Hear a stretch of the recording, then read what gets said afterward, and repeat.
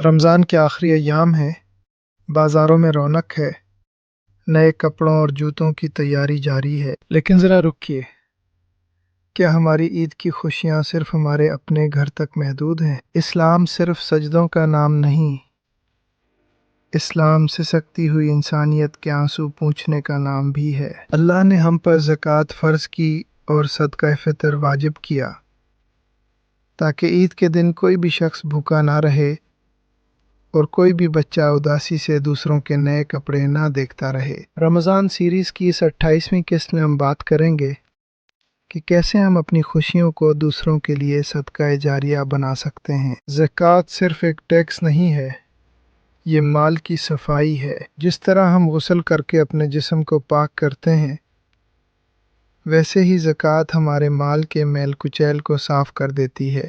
اللہ تعالیٰ فرماتا ہے کہ آپ کے مال میں غریبوں اور محروموں کا حق ہے۔ اکثر لوگ زکوٰۃ نکالتے ہوئے یہ سمجھتے ہیں کہ وہ کسی پر احسان کر رہے ہیں۔ یاد رکھیے، احسان وہ غریب آپ پر کر رہا ہے کہ وہ آپ کا حق قبول کر کے آپ کے مال کو حلال اور پاک کر رہا ہے۔ رمضان میں زکوٰۃ نکالنے کا ثواب کئی گنا زیادہ ہے، اس لیے اپنے مال کا صحیح حساب لگائیں اور اسے مستحقین تک پہنچائیں، تاکہ وہ بھی عید کی خوشیوں میں شریک ہو سکیں۔ صدقہ فطر یا فطرانہ ہر اس مسلمان پر واجب ہے جس کے پاس اپنی ضرورت سے زائد اتنا مال ہو کہ وہ فطرانہ دے سکے۔ یہ کیوں ضروری ہے؟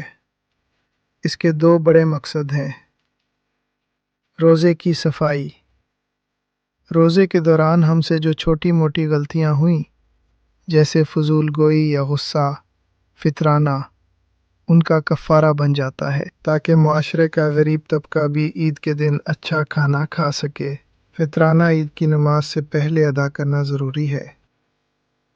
کوشش کریں کہ اسے 1-2 دن پہلے ہی دے دیں، تاکہ وہ خاندان اپنے لیے عید کا سامان خرید سکے۔ آپ کا ایک چھوٹا سا فطرانہ کسی کے گھر کا چولہا جلا سکتا ہے اور کسی یتیم کے چہرے پر مسکراہٹ لا سکتا ہے۔ ہمارے آس پاس بہت سے ایسے لوگ ہوتے ہیں جو سفید پوش ہوتے ہیں، وہ مانگتے نہیں، ان کے چہرے سے ان کی تنگی کا پتہ نہیں چلتا، لیکن وہ اندر ہی اندر پریشان ہوتے ہیں۔ اپنے رشتہ داروں، پڑوسیوں اور ملنے جلنے والوں میں ایسے لوگوں کو تلاش کریں، ان کی مدد ایسے کریں کہ ان کی عزت نفس مجروح نہ ہو۔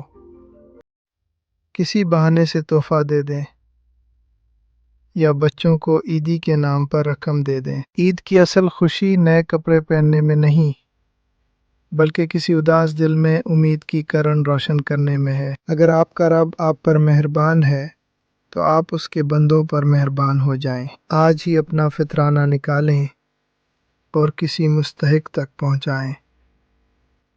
یہ نہ دیکھیں کہ کم سے کم رقم کیا ہے، بلکہ یہ دیکھیں کہ اللہ نے آپ کو کتنا دیا ہے اور آپ کتنا دے سکتے ہیں۔ کل کی قسط میں ہم رمضان کی جدائی اور اس کی یادوں پر بات کریں گے، یعنی الوداع ماہ رمضان، ایک اداس دل کی پکار۔ دیشان اظہر آفیشل سے جڑے رہیے گا۔